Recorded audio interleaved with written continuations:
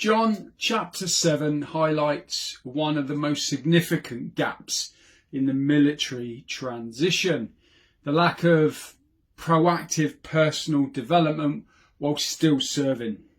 And you explain why this happens, why it matters, and how the FTG is stepping in to bridge that gap. And this resonates with me when I think of how many standing learning credits or SLCs I didn't use over my career. It's frustrating to realise how many opportunities I left. Like many others, I didn't fully appreciate the long-term value of accumulating qualifications each year.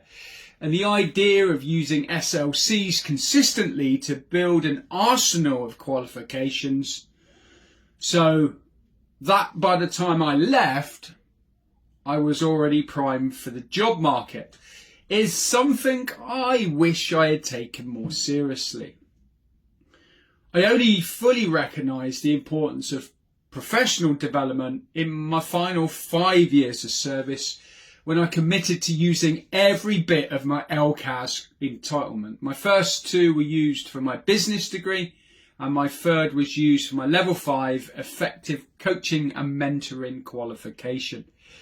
This shift in mindset, taking ownership of my transition rather than relying on the system to guide me, was crucial.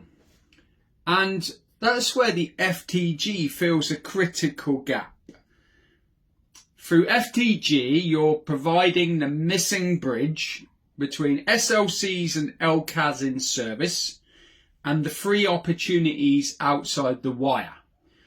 Too many service leavers assume that they have to self-fund expensive courses when they haven't been shown where to look. You simplify the process by removing administrative hurdles and helping individuals to target the right qualifications that align with industry needs. One key takeaway from this chapter is how often service leavers are funneled into pathways based on what they should or must do, rather than what truly aligns with their values and their skills.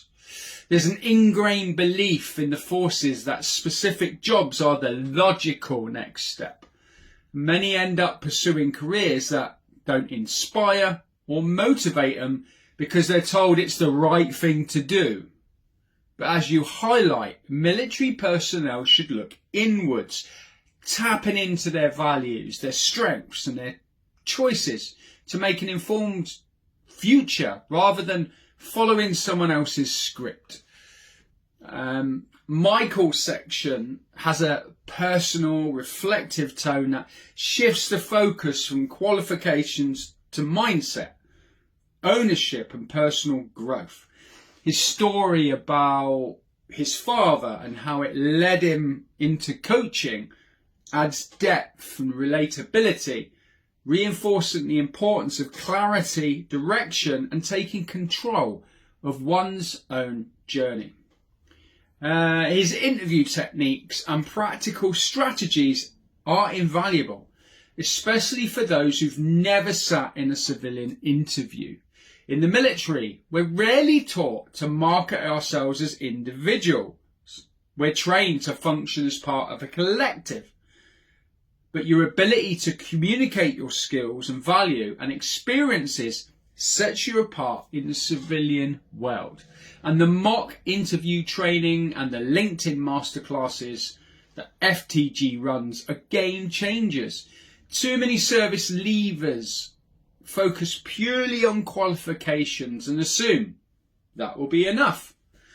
However, as I tell my students, a CV or GCSE alone won't land you the job.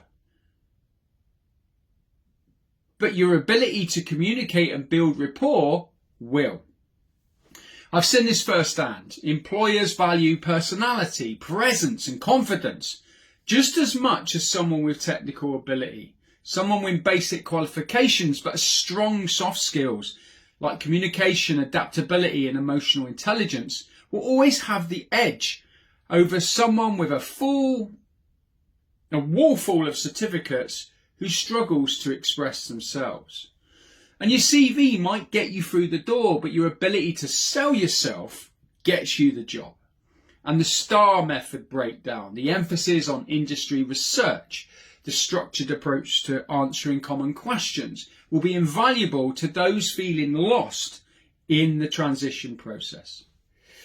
This chapter isn't about qualifications, it's about ownership. The difference between a smooth transition and a difficult one often comes down to preparation, mindset, and knowing how to position yourself for success.